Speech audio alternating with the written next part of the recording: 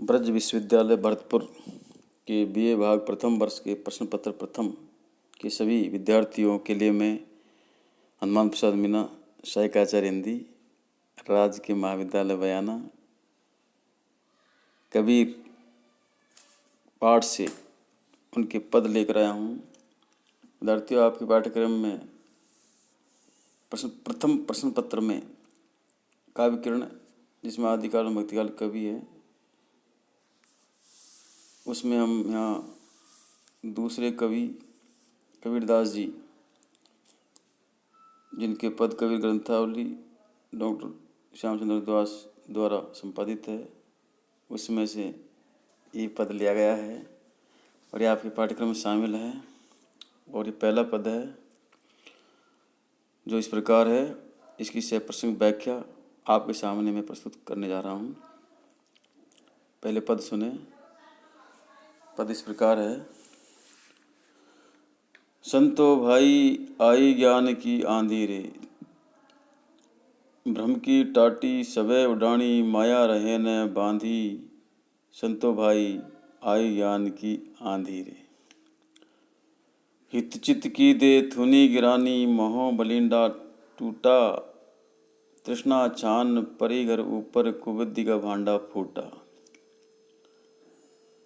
जोग जुगती करी संतो बांधी, निर्चु चुवे न पानी। अकूड़ कपट काया का निक्षा, हरि की गति जब जानी। आंधी पीछे जो जल बूठा, प्रेम हरिजन भीना। कहे कबीर भान के प्रगटे, उदित भया तम सीना।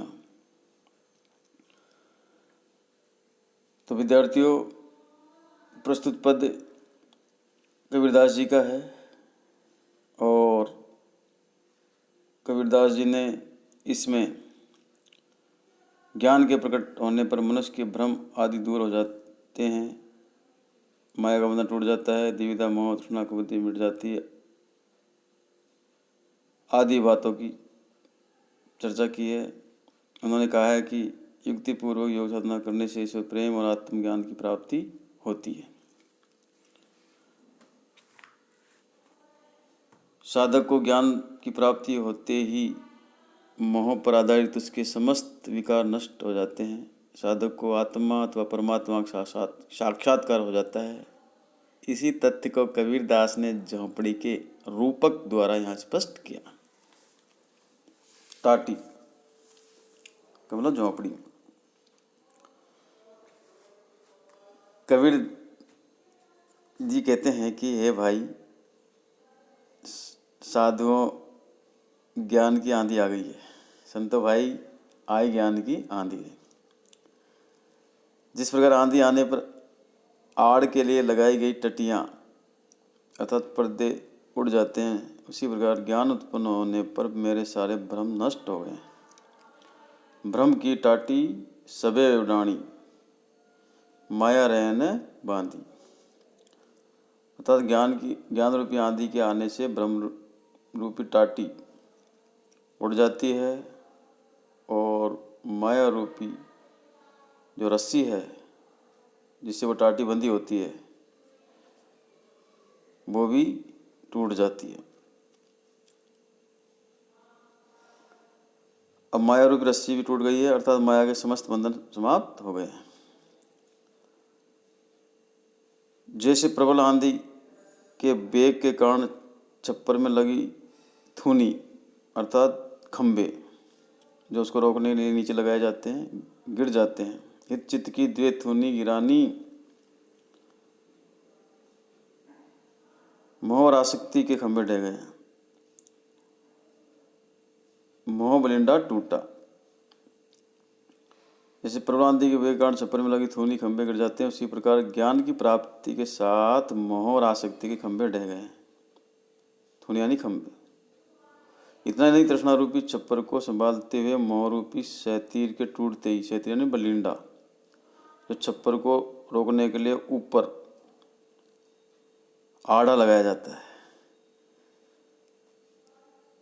इतना ही नहीं, तृष्णा रूपी छप्पर को संभालते हुए मोह रूपी सैतीर के टूटते ही शारीरिक अहंकार रूपी छप्पर भी गिर पड़ा। अर्थात मोह तृष्णा के समाप्त होते ही शारीरिक अहंकार भी समाप्त हो गया।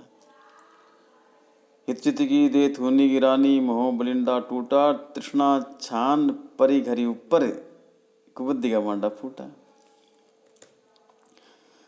जैसे छप्पर के गिरने से झोंपड़ी के भीतर रखे हुए बर्तन फूट जाते हैं, उसी प्रकार शारीरिक अहंकार समाप्त होते ही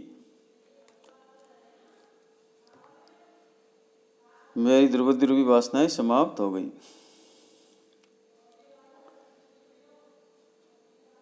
अर्थात जब तृष्णा ही नहीं रही तब इच्छा कैसी।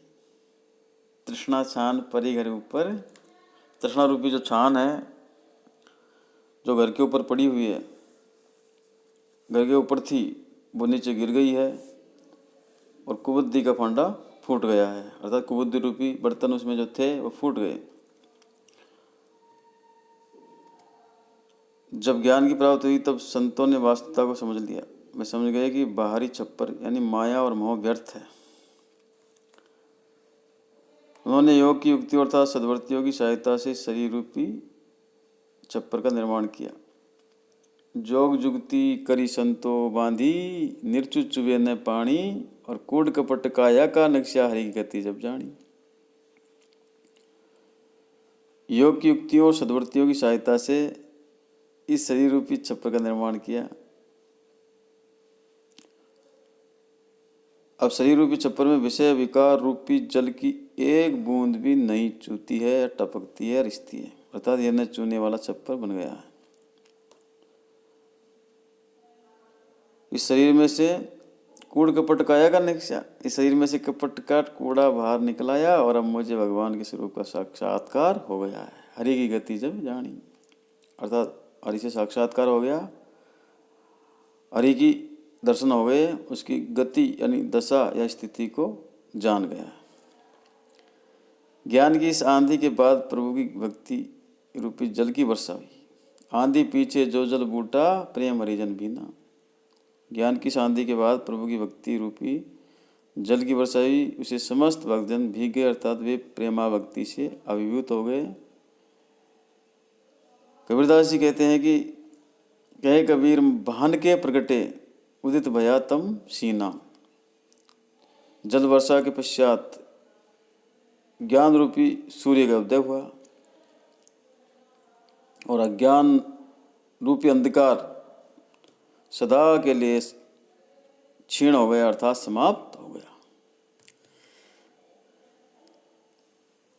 कबीर ने जीवन की दो प्रकार की स्थिति का वर्णन इसमें किया है। एक तो वह स्थिति है जो ईश्वर प्राप्ति की दृष्टि से खराब है। इस स्थिति में व्यक्ति ब्रह्म माया द्विविधा मोह तृष्णा को बुद्धि से घिरा रहता है। दूसरी स्थिति वह होती है जिसमें ईश्वर कृपा और आनंद मिलता है, ईश्वर साक्षात्कार होता है। यह स्थिति योग साधना वाली होती है। इस स्थिति में कपट आदि की बुराइयां रहती ही नहीं।